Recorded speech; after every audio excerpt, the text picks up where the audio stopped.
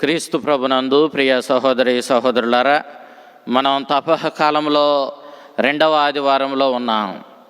ఈనాటి దివ్య గ్రంథ పట్టణాలు చూసినప్పుడు మొదటి పట్టణము ఆదికాండము 15వ అధ్యాయము 5వ వచనం నుంచి 12వ వచనం వరకు, 17వ వచనము మరియు 18వ వచనము, సువిశేషం లోకా శుభవార్త 9వ అధ్యాయం 28వ వచనం నుంచి 36వ వచనం వరకు మనం ఆలకించాం.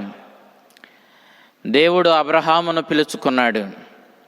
మెసొపొటేమియా ప్రాంతం నుండి, ఊరు అనేటటువంటి ఊరు నుండి దేవుడు అబ్రహామును పిలుచుకొని తాను వాగ్దానం చేసిన కానానును అతనికి హస్తగతం చేశాడు.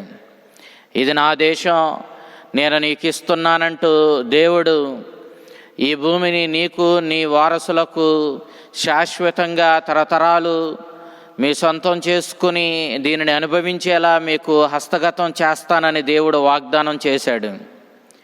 తరువాత నిన్ను మహాజాతికి తండ్రిగా చేస్తానని చెప్పి దేవుడు అబ్రహాముకు వాగ్దానం చేశాడు. దేవుడు పిలుచుకోకముందు అబ్రహాము పేరు అబ్రాము. అబ్రామును పిలుచుకొని దేవుడు అబ్రహాముగా చేశాడు. అయితే ఈనాడు దేవుని పిలుపునందుకొని ఆ తెలియని దైవం వెనుక, ఆ స్వరం వెనుక ప్రయాణం చేసి అన్య దైవాలను కొలిచే అబ్రహాముగా దేవుణ్ణి నమ్ముకొని ఈ కానానుకు ప్రయాణమై రావడం నిజంగా అతని యొక్క ధీరత్వానికి నిదర్శనం. ఇంతటి గొప్ప ధీరత్వం గల విశ్వాసముతో అబ్రహాము దేవుణ్ణి అనుసరించి ఈ వాగ్దాన భూమికి కానానుకు చేరుకున్నాడు. ఈ కానానులో దేవుడు చెప్పినట్లుగానే నివాసాన్ని ఏర్పరచుకున్నాడు. ఈ సందర్భంలో దేవుడు అబ్రహాముతో నిన్ను మహాజాతికి తండ్రిగా చేస్తానని చెప్పాడు.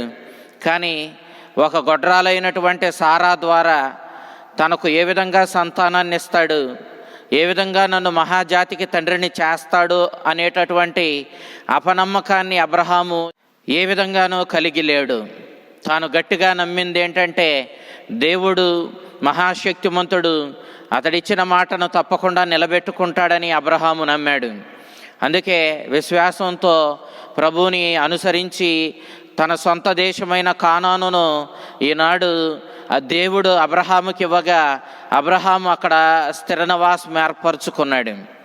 ఆ రోజుల్లో ఒక ప్రత్యేకమైనటువంటి నిబంధన ద్వారా పూర్వీకులు తమ ఆస్తిని వేరొకరికి ఇస్తూ ఉండేవాళ్ళు. ఈనాడు దేవుడు ఈ కానాను నాది, నా ఈ భూమిని, పాలు తేనెలు ప్రవహించే సారవంతమైనటువంటి ఈ భూమిని నేను నీకు ఇస్తున్నానంటూ దేవుడు చెప్పినప్పుడు అబ్రహాము కూడా ఏ విధంగా నమ్మేది? నీవు ఒక నిబంధన ద్వారా నీవు నాకు ఈ భూమిని అప్పగించమన్నట్లుగా అబ్రహాము కోరడం, ఆ కోరిక మేరకు దేవుడు ఆ రోజుల్లో నిబంధన ఏ విధంగా ఇద్దరు వ్యక్తుల మధ్య జరిగేదో అదే రీతిలో దేవుడు అబ్రహాముతో నిబంధన ఏర్పరచుకోవడానికి ప్రయత్నించడాన్ని మనం మొదటి పట్టణంలో ఆలకిస్తూ ఉన్నాం. ఈ మొదటి పట్టణంలో అబ్రహాముతో దేవుడు చెబుతూ ఉన్నాడు, నీవు ఎప్పటిలానే జంతువులను తీసుకుని వచ్చి బలి అర్పించే జంతువులను ఏ విధంగా ఖండించి 2 ముక్కలుగా చేసి ఉంచుతారో ఆ విధంగానే ఉంచు, అప్పుడు నేను ఈ జంతువుల మధ్యగా నడిచి వెళతానని చెప్పి దేవుడు అబ్రహాముతో చెప్పాడు. అబ్రహాము దేవుడు చెప్పినట్లుగానే జంతువులను ఖండించాడు. వాటిని 2 ముక్కలుగా చేసి వేరువేరుగా ఉంచాడు. దేవుడు అగ్నిస్తంభంగాను మేఘస్తంభంగాను ఆ యొక్క జంతువుల మధ్యగా నడిచి వెళ్ళాడు. ఈ విధంగా పూర్వులు నిబంధన ఏర్పరచుకునేవాళ్ళు. 2 పక్షాలు కూడా ఈ ఖండించబడిన జంతువుల మధ్యగా నడిచి వెళ్ళేవాళ్ళు. ఈ విధంగా వెళ్ళినప్పుడు ఒక వ్యక్తి చేస్తాను అని చెప్పి వాగ్దానం చేసిన ఆ నిబంధన అతడు తప్పకుండా పాటించాలి. ఒకవేళ అతడు పాటించకపోతే 2వ వ్యక్తి అతనికి ఆ జంతువులకు పట్టిన గతే పట్టేలా చేయవచ్చు. అదే రీతిలో 2వ వ్యక్తి తాను చేస్తానని మాట ఇచ్చిన ఆ నిబంధనను పాటించాలి. ఆ విధంగా పాటించకపోతే మొదటి వ్యక్తి ఆ జంతువులకు పట్టిన గతిని ఈ 2వ వ్యక్తికి తాను ఇచ్చిన నిబంధన, ఇచ్చిన మాట నిలబెట్టుకోలేదు కాబట్టి ఆ జంతువులకు పట్టిన గతి ఇతనికి పట్టేలా చేయవచ్చు. ఈ విధంగా పూర్వులు నిబంధనను ఏర్పరచుకునేవాళ్ళు. ఈనాడు దేవుడు అగ్నిస్తంభంగాను పొగమంచుగాను ఖండించబడినటువంటి జంతువుల మధ్యగా నడిచి వెళ్ళాడు. ఒక దేవుడు మాత్రమే నడిచి వెళ్ళడం, వ్యక్తిగతంగా దేవుడు ఇచ్చినటువంటి ఆ నిబంధనను తూచా తప్పకుండా నేను పాటిస్తానని అబ్రహాముకి దేవుడు ఇచ్చిన గొప్ప నిదర్శనంగా మనం ఇక్కడ గ్రహిస్తాం. అబ్రహాము ఈ జంతువుల మధ్య నడిచి వెళ్ళకపోవడాన్ని మనం గమనించినప్పుడు, అబ్రహాముకు అతని సంతతి వారికి ఈ కానానును దేవుడు హస్తగతం చేస్తానన్న మాటను తూచా తప్పకుండా నిలబెట్టుకుంటాడని, కాబట్టి ఆ దేవుణ్ణి అబ్రహాము విశ్వసించి, అబ్రహాము దేవుని మీద నమ్మకంతో విశ్వాసంతో ముందుకు సాగాలి అని చెప్పి ఈనాటి పట్టణం వెల్లడి చేస్తూ ఉంది. అబ్రహాము అదే విశ్వాసంతో ఈనాడు విశ్వాసులకు తండ్రిగా చెప్పబడేటంత గొప్ప నమ్మకంతో దేవుని మాటను విధేయించాడు, దేవుని విశ్వసించాడు. ఆ రీతిగానే దేవుడు తాను చేసిన ఆ వాగ్దానాన్ని నిలబెట్టుకున్నాడు. అయితే సంతానాన్ని ఇస్తానన్న తరువాత 25 సంవత్సరాల వరకు దేవుడు అబ్రహాముకు సంతానం ఇవ్వకపోయిన అబ్రహాము విశ్వాసముతో దేవుణ్ణి నమ్ముకొని ముందుకు సాగాడు. అంతే రీతిలో నీ సంతతి వారికి ఈ కానానును శాశ్వతంగా హస్తగతం చేస్తాను అని చెప్పి దేవుడిచ్చిన వాగ్దానాన్ని తర్వాత కొన్ని వందల సంవత్సరాల తర్వాతే నిలబెట్టుకోవడాన్ని మనం చూస్తూ ఉన్నాం. యెహోషువ గ్రంథాన్ని మనం చూసినప్పుడు ఏ విధంగా దేవుడు ఆ పాలు తేనెలు ప్రవహించే వాగ్దాన భూమిని అబ్రహాము సంతతి వారికి హస్తగతం చేశాడో మనం చూడవచ్చు. ఈ రీతిగా దేవుని మీద విశ్వాసముతో ముందుకు సాగినటువంటి అబ్రహాము మనందరికీ గొప్ప ఆదర్శం. ఇక సువిశేషాన్ని మనం చూసినప్పుడు యేసుక్రీస్తు తన శిష్యులకు తాను అనుభవించబోయే శ్రమల గురించి, ఆ శ్రమల మరణం తర్వాత తాను పొందబోయే పునరుత్థానం గురించి వివరిస్తూ ఉన్నాడు. అయితే ఈ సందర్భంలో యేసుక్రీస్తు ఎవరు అన్నటువంటి ప్రశ్నకు పేతురు గారు స్వయంగా సమాధానం ఇస్తూ ఉన్నాడు. నీవు దేవునికి చెందినటువంటి మెస్సయావు, క్రీస్తువు, అభిషిక్తుడవు, నీవు మానవాళి రక్షణ కోసం దేవుని చేత పంపబడిన ఆ దైవ కుమారుడు అంటూ స్వయంగా పేతురు గారు లోకా శుభవార్త 9వ అధ్యాయం 29వ వచనంలో వెల్లడి చేయడాన్ని మనం చూస్తూ ఉన్నాం. అయితే ఒక ప్రక్క యేసుక్రీస్తు తాను తన శత్రువులకు అప్పగించుకుంటాను, వారు నన్ను హింసించి శ్రమల మరణానికి గురి చేస్తారు, నేను 3వ నాడు పునరుత్థానుడిని అవుతాను అని చెప్పినప్పుడు శిష్యులు ఆ మాటలు వినడానికి ఇష్టపడలేదు. మహాశక్తి కలిగిన నీవు, అద్భుత కార్యాలు చేసి మరణించిన వారిని కూడా లేపగలిగిన నీవు ఈనాడు శత్రువులకు చేతగాని వాడిలా అప్పగించుకొని మరణించడం మాకు నచ్చలేదన్నట్లు శిష్యులు కినుక వహించి ప్రభు మాటలను స్వీకరించడానికి, ఆయన సందేశాన్ని స్వీకరించడానికి వాళ్ళు సంసిద్ధంగా లేరు. అలాంటి సందర్భంలో యేసుక్రీస్తు లేదు, మీరు తప్పకుండా నా సందేశాన్ని స్వీకరించాలి, నా మాటలను విశ్వసించాలి, మీరు సిలువలను మోయాలి, అనేక శ్రమలు మీకు ఎదురైనప్పుడు ఆ శ్రమల్లో కూడా మీరు మీ సిలువలను మోసుకుంటూ శ్రమల మరణానికైనా మీరు సంసిద్ధులై ఉండాలి, ఆ విధంగానే మీరు తప్పకుండా మహిమలో ప్రవేశిస్తారు. కాబట్టి నేను చెప్పే ఈ శ్రమల మార్గాన్ని, ఈ శ్రమల మరణం పొంది పునరుత్థానాన్ని పొంది మహిమలో ప్రవేశించే నా మార్గాన్ని మీరు స్వీకరించాలి, మీరు ఆ మార్గంలోనే పయనించాలి, నేను చెబుతున్న మాటలు మీరు విశ్వసించాలి అని ప్రభు ఎంతగా చెప్పడానికి ప్రయత్నించిన శిష్యులు ఈ సందేశాన్ని స్వీకరించడానికి సిద్ధంగా లేరు. ఇలాంటి సందర్భంలో యేసుక్రీస్తు శిష్యులను నజరేతు గ్రామానికి దగ్గరలో ఉన్న తాబోరు అనేటటువంటి పర్వతం మీదకు తీసుకుని వెళ్ళాడు. తాను ప్రత్యేకంగా తన ప్రియమైన శిష్యులుగా చెప్పబడిన పేతురు, యోహాను, ఆంద్రేయులను వెంటబెట్టుకొని తాబోరు పర్వతం మీదకు వెళ్ళడాన్ని మనం చూస్తూ ఉన్నాం. ఈ పర్వతం మీద ప్రభు దివ్య రూపాన్ని ధరించడాన్ని మనం చూస్తూ ఉన్నాం. ఈ విధంగా యేసుక్రీస్తు తాను శ్రమల మరణం పొందిన తరువాత పునరుత్థానుడై ఏ విధమైనటువంటి మహిమతో కూడినటువంటి రూపాన్ని కలిగి ఉంటాడు అన్న విషయాన్ని స్వయంగా తన శిష్యులకు ప్రభు చూపించాడు. ప్రభు సూర్యుని వలె అతని ముఖం ప్రకాశించగా, అతని వస్త్రాలు ఏ చాకలివాడు చలువ చేయనటువంటి గొప్ప తెల్లని వస్త్రాలుగా ప్రకాశించడాన్ని వాళ్ళు చూచారు. ఈ మహిమతో కూడినటువంటి ఈ దివ్య రూప దర్శనంలో మోషే ఏలియాలు అక్కడ ప్రత్యక్షం అవ్వడాన్ని మనం చూస్తూ ఉన్నాం. మోషే ఏలియాలు ఏ విధంగా ఉంటారు అన్నది శిష్యులకు తెలియదు, కానీ వారి సంభాషణను బట్టి అక్కడ మోషే ఏలియాలు ఆ మహిమలో ప్రకాశిస్తూ దర్శనమిచ్చినట్లుగా వారు గమనించారు. మోషే పూర్వపు యోధ ధర్మశాస్త్రానికి చిహ్నంగా ఉండగా, ఏలియా ప్రవక్తల యొక్క పూర్వ నిబంధనకు గుర్తుగా ఉన్నాడు.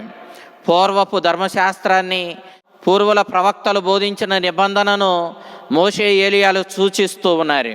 అయితే వారు ఈ దర్శనంలో యేసుక్రీస్తు యెరూషలేములో పొందబోవు శ్రమల మరణం గురించి సంభాషించడాన్ని శిష్యులు ఆలకించారు. అయితే మత్తయి, మార్కులు మోషే ఏలియాలు యేసుక్రీస్తుతో ఏ విషయం గురించి సంభాషించారు అన్న విషయాన్ని ప్రస్తావించలేదు, కానీ లూకా మనకి స్పష్టంగా యేసుక్రీస్తు యెరూషలేములో పొందబోవు శ్రమల మరణం గురించే వాళ్ళు సంభాషించినట్లుగా లూకా మనకు తెలియజేస్తూ ఉన్నాడు. అయితే మోషే ఏలియాలు అక్కడ ప్రత్యక్షం కావడం ద్వారా యేసుక్రీస్తు చెబుతున్న ఈ శ్రమల మరణము, పునరుత్థానము తథ్యమని, మోషే ధర్మశాస్త్రము, ప్రవక్తల ప్రవచనాలు కూడా పూర్వ నిబంధన ఈ సత్యాన్ని వెల్లడి చేసిందని, కాబట్టి యేసుక్రీస్తు శ్రమల మరణం, పునరుత్థానాల ద్వారానే మానవాళి రక్షించబడుతుందని, క్రీస్తు చెబుతున్నటువంటి ఈ శ్రమల ఈ మార్గాన్ని శిష్యులు స్వీకరించవలసిన వారై ఉన్నారని ప్రభు స్పష్టంగా ఈ దర్శనం ద్వారా వాళ్లకు వెల్లడి చేయడానికే ఈ దివ్య రూప దర్శనాన్ని వారికి ప్రసాదించాడు. ఈ దివ్య రూప దర్శనం ద్వారా శిష్యులు యేసుక్రీస్తు శ్రమలు అనుభవిస్తూ మరణించి తాను ఈ లోకాన్ని విడిచి వెళ్ళిపోయే ఆ సందర్భంలో కూడా ఆ శిలువ శ్రమలను, ఆ శిలువ సూచించేటటువంటి శ్రమల మార్గాన్ని అనుసరించి యేసుక్రీస్తుపై ప్రగాఢమైనటువంటి విశ్వాసముతో ఆయన ఒక చేతగాని వ్యక్తిలా మరణిస్తూ కనపడిన, ఖచ్చితంగా అతడే విజయం సాధించి మానవాళికి రక్షణనిస్తాడనే నమ్మకంతో, విశ్వాసంతో యేసుక్రీస్తు శిష్యులు అతనిని అంటిపెట్టుకొని ఉండడం కోసం ప్రభు ఈ దివ్య రూప దర్శనాన్ని వారికి ప్రసాదించినట్లుగా మనం ఇక్కడ గ్రహిస్తూ ఉన్నాం.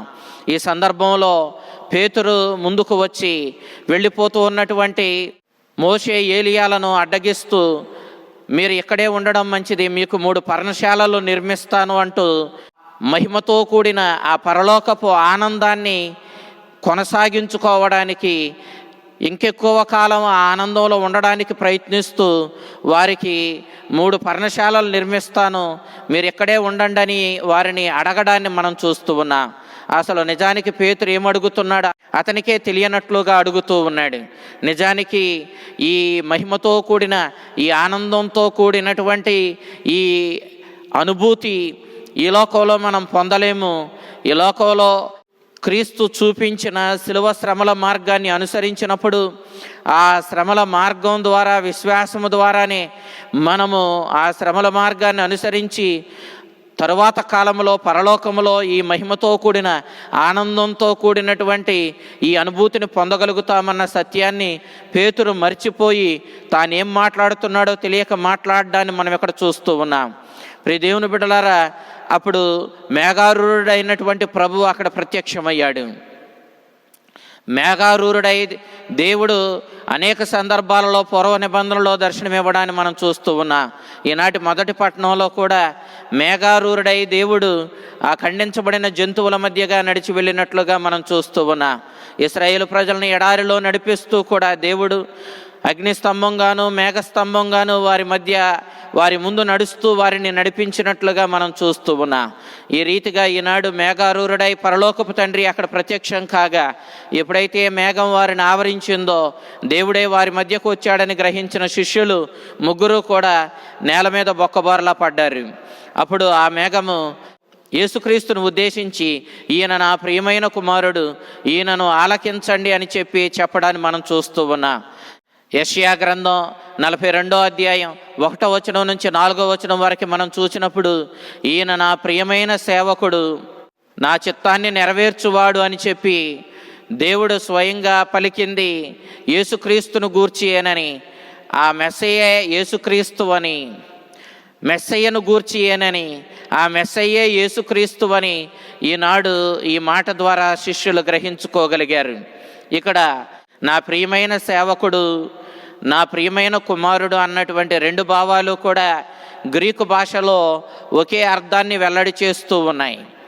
ఈ విషయాన్ని మనం గ్రహించినప్పుడు శిష్యులు యేసుక్రీస్తువే ఆ నిజమైన మెస్సయ్య అని గ్రహించవలసిన వారై ఉన్నారని, కాబట్టి ఆ మెస్సయ్య మార్గంలో అనుసరించాలని, ఆ మెస్సయ్య మార్గము శ్రమల మార్గమేనని, యేసుక్రీస్తు శ్రమలు అనుభవిస్తున్నప్పుడు కూడా శిష్యులు విశ్వాసాన్ని కోల్పోకుండా క్రీస్తు మార్గంలో అనుసరించవలసిన వారై, క్రీస్తు మార్గాన్ని అనుసరిస్తూ క్రీస్తుని అనుసరించవలసిన వారై ఉన్నారని, ఆ మార్గమే వారికి ఈ మహిమను చేకూరుస్తుందని, శాశ్వత మహిమను చేరుస్తుందని ఈనాటి దివ్య గ్రంథ పఠనం మనకు వెల్లడి చేస్తూ ఉంది.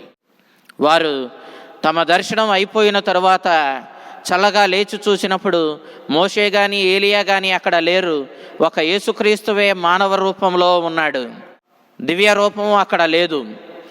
సామాన్యుడిగా మానవ మాత్రుడుగా ఉన్న క్రీస్తు ఈనాడు పూర్వపు బోధకులకు, పూర్వపు ప్రవక్తలకు, పూర్వపు పితామహులందరికీ కూడా గొప్ప సూచకగా ఉన్నాడు. వారందరినీ ఈనాడు యేసుక్రీస్తు సూచిస్తూ ఉన్నాడు. ఇక క్రీస్తుని శిష్యులు అనుసరించవలసిన ఆ గొప్ప పితామహుడు, ఆ గొప్ప రాజులకు రారాజు, ఆ గొప్ప ప్రవక్తలకు ప్రవక్త ఎవరో కాదు, యేసుక్రీస్తువేనన్న సత్యాన్ని ఈ దర్శనం ద్వారా శిష్యులు గ్రహించవలసిన వారై ఉన్నారు. ఈ దర్శనమును గూర్చి ఎవరితోనూ సంభాషించవద్దని ప్రభు తెలియచేశాడు. నిజానికి యేసుక్రీస్తుని శిష్యులు ఆ దర్శనం గూర్చి ఏమాత్రం పెద్దగా అర్థం చేసుకోలేదు. వారు ఇంకా నిద్రమత్తులోనే ఉన్నారని లోక మనకు చెప్పాడు. ఎందుకనంటే క్రీస్తు శ్రమల మరణం పొందడం శిష్యులకు ఇష్టం లేదు. వాళ్ళు క్రీస్తుని శ్రమల మరణాన్ని అర్థం చేసుకోలేదు కాబట్టి వాళ్ళు ఇంకా మత్తులోనే ఉన్నారు, ఇంకా నిద్రలోనే ఉన్నారు అన్నాడు. అయితే కానీ వాళ్ళు యేసుక్రీస్తుని దివ్య రూపాన్ని మాత్రం స్పష్టంగా చూచారు. మోషే ఏలియాలను చూచారు. వాళ్ళు సంభాషించిన సంభాషణ ద్వారా యేసుక్రీస్తు యెరూషలేములో శ్రమల మరణం పొందవలసి ఉందని వారు గ్రహించారు. అయినప్పటికీ వారు స్పష్టంగా యేసుక్రీస్తుని యొక్క ఈ దివ్య రూపం గురించి వాళ్ళు క్రీస్తు ప్రభు శ్రమల మరణం పునరుత్థానం తరువాత వారు పవిత్రాత్మను పొందుకున్న పిమ్మట ఆ పెంతెకోస్తు దినం తరువాత క్రీస్తు ప్రభు యొక్క ఈ దివ్య రూపం యొక్క పరమార్థాన్ని వారు గ్రహించుకున్నారు. అందుకే విశ్వాసంతో క్రీస్తుకి సాక్షులుగా నిలబడ్డారు. ప్రాణత్యాగమైనా చేసి ఆ మహిమను చేరుకోవడానికి వాళ్ళ జీవితాలను అర్పించుకొని క్రీస్తుకు సాక్షులుగా నిలబడ్డారు. క్రీస్తుని శ్రమల మార్గంలో పయనించగలిగారు.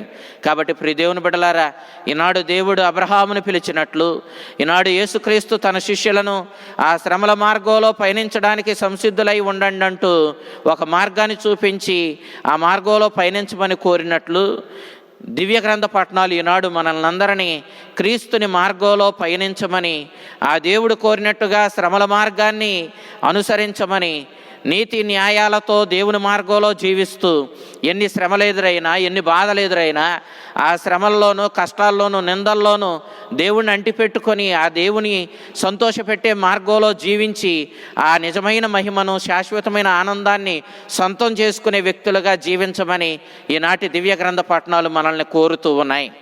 ఆ విధంగా శ్రమలనైనా అనుసరించి క్రీస్తు కోసం జీవించే వ్యక్తులుగా జీవించగలిగిన అనుగ్రహాలు దేవుడు మనకి, మన కుటుంబాలకు అనుగ్రహించాలని ప్రార్థన చేద్దాం. ఆ చల్లని ప్రభు మిమ్మల్ని, మీ కుటుంబాలను దీవించి కాపాడునుగాక. ఆమేన్.